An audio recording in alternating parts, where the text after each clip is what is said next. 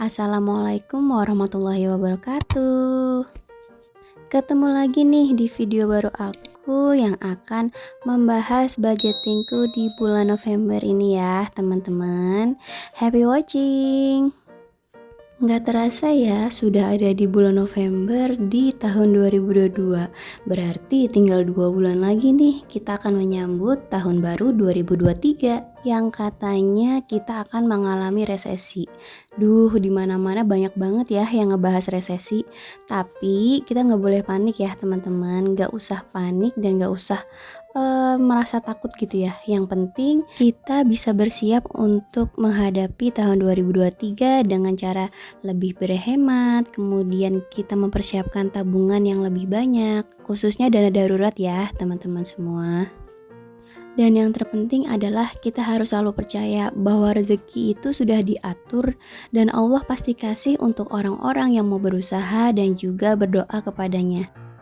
Salah satu usaha atau ikhtiar bagi ibu rumah tangga atau menteri keuangan ya di rumah adalah dengan mengatur keuangan rumah tangga menjadi lebih baik, menjadi lebih terarah, dan juga bisa mengontrol diri untuk mendahulukan semua kebutuhan daripada keinginan.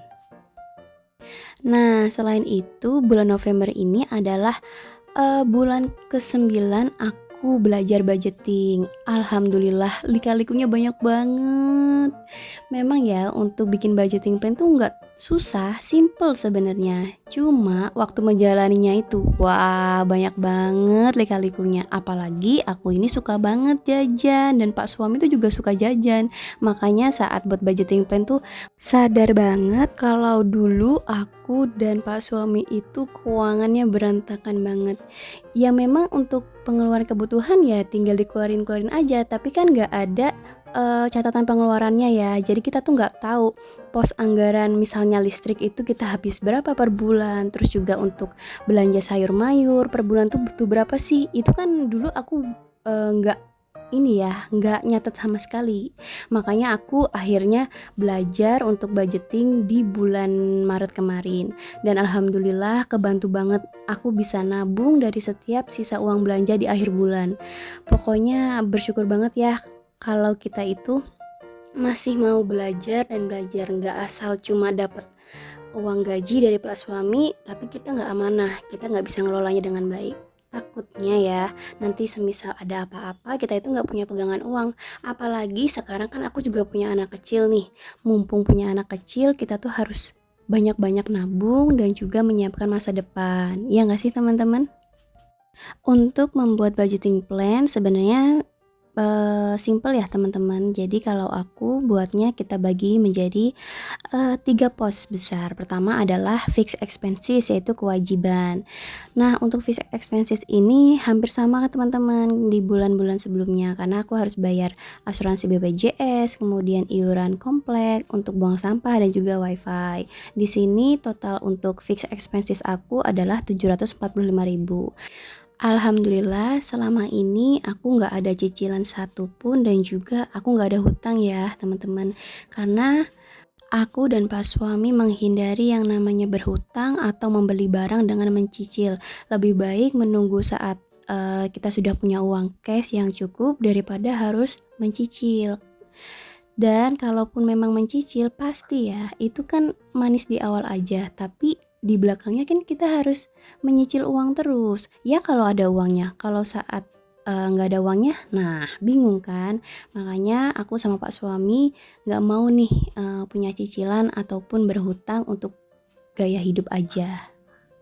Kemudian untuk pos anggaran besar yang kedua adalah saving dan giving. Di sini aku menyiapkan dana darurat 200.000 dan dana tak terduga 50.000, untuk sedekah 100.000, untuk investasi 400.000 dan juga persiapan lebaran 100.000.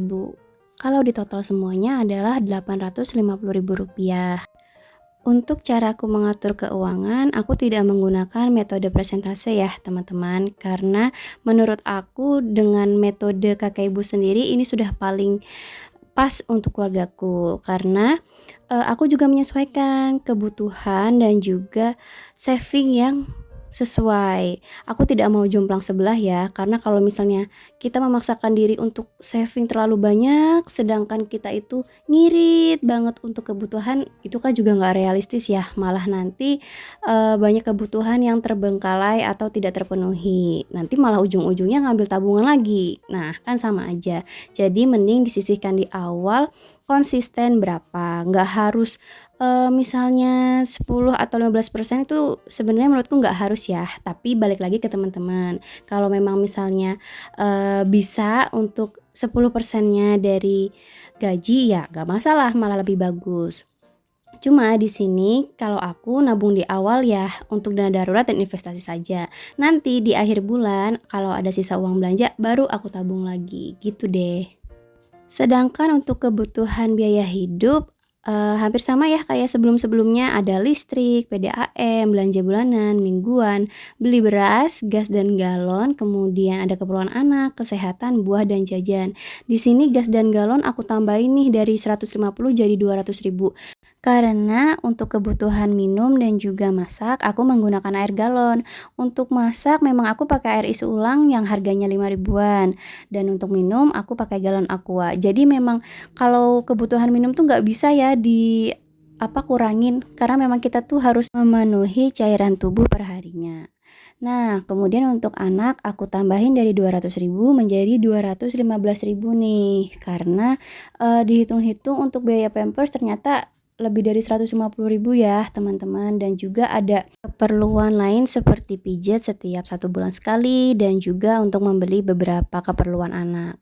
Selain itu ada nih uang saku untuk Pak suami dan juga aku pribadi. Alhamdulillahnya Pak suami itu membebaskan aku ya untuk mengatur uangnya, dan aku sangat terbuka dengan Pak suami. Jadi nggak ada yang ditutupi gitu ya. Misal Pak suami bulan ini segini nih uang sakunya dan aku segini, dan Pak suami nggak pernah komplain, nggak pernah marah. Untuk Pak suami biasanya keperluannya sebatas bensin, ataupun kalau makan di luar jarang ya, karena Pak suami itu kerjanya bisa dari rumah atau work from home. Sedangkan untuk keperluanku misalnya untuk beli skincare atau investasi dan juga apabila mau sedekah, nah itu biasanya aku pakai uang saku dari Pak suami, jadi bebas ya. Nah, dilihat dari cara aku budgeting, gampang kan ya? Iya dong, ini simple aja kok teman-teman. Yang penting di list dulu semua keperluannya dan kebutuhan selama 1 bulan, terus juga kewajiban yang harus dibayar, dan juga kalau bisa jangan sampai pengeluaran itu lebih besar daripada pendapatan.